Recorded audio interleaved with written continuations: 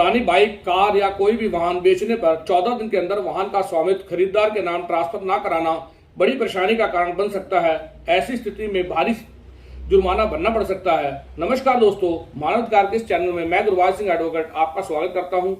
लोग अक्सर पुरानी बाइक, कार या कोई भी वाहन खरीदते बेचते हैं, लेकिन अक्सर लोग जानकारी के अभाव में या फिर लापरवाही में ऐसे वाहन का स्वामित्व आरटीओ कार्यालय में खरीदार के नाम ट्रांसफर नहीं कराते हैं।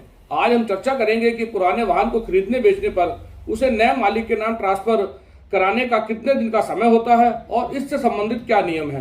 हम चर्चा करेंगे कि पुराने वाहन को ट्रांसफर ना कराने के वाहन बेचने वाले व्यक्ति एवं वाहन खरीदने वाले व्यक्ति को क्या नुकसान होता है। वाहन व्यक्ति की संपत्ति होती है। किसी भी वाहन को बेचने पर उसके मालिक द्वारा खरीदने वाले व्यक्ति के नाम ट्रांसफर कराया जाना आवश्यक होता है। ऐसे ट्रांसफर पर सरकार को शुल्क प्राप्त होती है, जो राज्य सरकार का राजस्व होता है। आजकल केवल स्टाम्प पेपर के माध्यम से वाहन बेचे जाने का चलन भी चल रहा है, जो पूरी तरह से गैर कानूनी है। कई वाहन ऐसे हैं जो बगैर ट्रांसफर के ही कई लोगों को बेचे जा चुके हैं। पुराने वाहन को ट्रांसफर कराने के समय की बात करें तो मोटर व्हीकल एक्ट 1988 की धारा 50 के अनुसार किसी भी पुराने वाहन को जिस डेट को बेचा जाता है उससे 14 दिनों के भीतर खरीदने वाले व्यक्ति को उस वाहन का स्वामित्व अपने नाम ट्रांसफर करवाना आवश्यक होता है।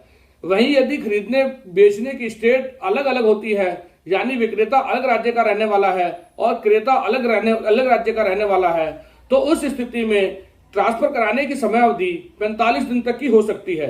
इसे वाहन के स्वामित्व का ट्रांसफर कहा जाता है। कोई लेख पत्र यदि स्टाम्प पर की जाती है तो वह केवल 14 दिनों तक ही वैध हो सकती है, क्योंकि 14 दिनों के भीतर उस वाहन का स्वामित्व ट्रांसफर करवाना आवश्यक है। यदि बेचा गया वाहन का स्वामित्व खरीदने वाले के नाम पर ट्रांसफर नहीं करवाया जाता तो वाहन उसके पहले वाले मालिक के नाम पर ही दर्ज रहता है। किसी भी वाहन से अनेक तरह के अपराध संभव हैं। ऐसी सूरत में अपराधों में वाहन का मूल मालिक भी आरोपी बनाया जाता है। मालिक केवल स्टाम्प पेपर पर लेख पत्र के आधार पर यह नहीं कह सकता कि वाहन उसके द्वारा बेचा जा चुका है। नियमानुसार जिस व्यक्ति के पास वाहन का स्वामित्व है उसके ही पास वाहन का कब्जा भी होना चाहिए। यदि ऐसे वाहन से कोई तीसरा व्यक्ति शराब या किसी अन्य प्रतिबंधित अपराध के आरोप में पकड़ा जाता है, तब वाहन का मूल मालिक भी पुलिस द्वारा आरोपी बना दिया जाता है, क्योंकि वाहन का कब्जा उसे अपने पास रखने की जिम्मेदारी थी। उसके नाम पर दर्ज वाहन किसी अपराधी के पास पाया जाता है और वह उससे अपराध कारित कर देता है, तब मूल मालिक के विरुद्ध भी प्रश्न चिन्ह खड़ा हो।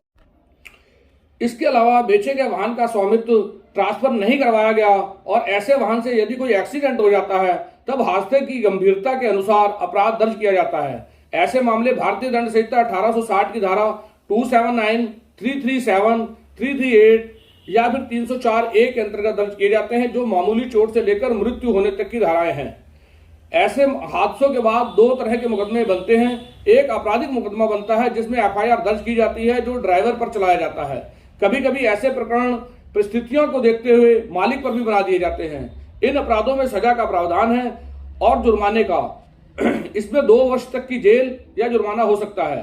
एक्सीडेंट के मामले में दूसरा केस सिविल नेचर का बनता है, जो मोटर व्हीकल एक्ट की धारा 166 के अंतर्गत मुआवजे हेतु पीड़ित या पीड़ित के वारिसों द्वारा दायर किया जाता है। ऐसे मामले में मुआवजा क्षति के आधार पर लगाया जाता है, जो पीड़ित व्यक्ति की आय को देखते हुए उसको होने वाली नुकसानी के आधार पर तय होता है। इसके लिए यदि वाहन का बीमा नहीं है और यदि बीमा है और वाहन विक्रय किया जा चुका है लेकिन वाहन का स्वामित्व ट्रांसफर नहीं कराया गया, तो इस स्थिति में बीमा कंपनी क्षतिपूर्ति धनराशि वाहन स्वामी से वसूलने का प्रतिवाद कर सकती है।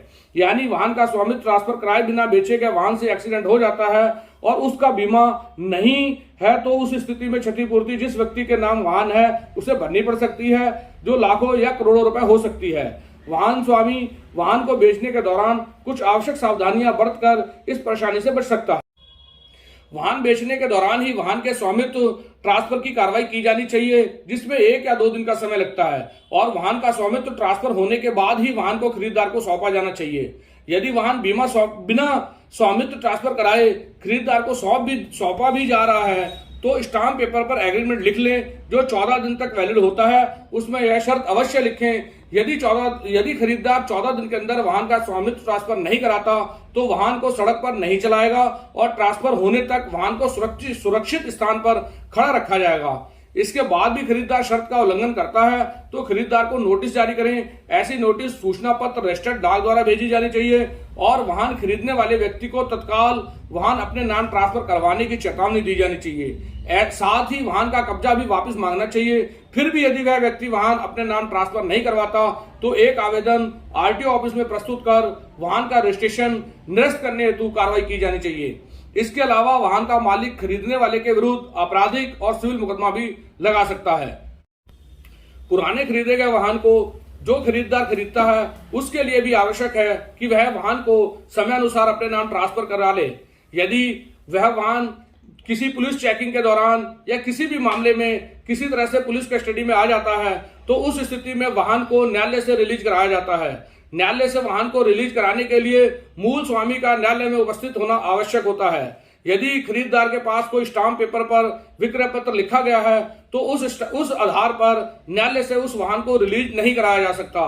वाहन को न्यायालय से रिलीज कराने के लिए वाहन स्वामी का न्यायालय के समक्ष उपस्थित होना आवश्यक होता है। ऐसी स्थिति में यदि वाहन स्वामी न्यायालय में उपस्थित होने से इनकार कर देता है तो खरीदार के लिए यह एक बड़ी परेशानी का सामना वाली स्थिति बन जाती है, क्योंकि उस स्थिति में वाहन का रजिस्ट्रेशन ट्रांसफर की कार्रवाई भी नहीं की जा सकती, क्योंकि वाहन ट्रांसफर के लिए वाहन को कई बार आरटीओ के समक्ष उपस्थित करना आवश्यक होता है। यानी पुराना वाहन खरीदना बेचना खरीदार और विक्रेता दोनों के लिए आवश्यक है कि उस वाहन को समय अनुसार खरीदार के नाम ट्रांसफर करवा दें।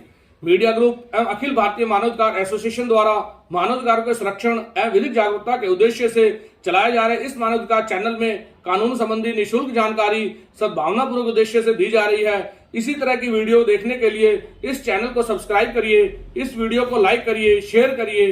वीडियो कैसी लगी हमें कमेंट बॉक्स में बताइए। धन्यवाद।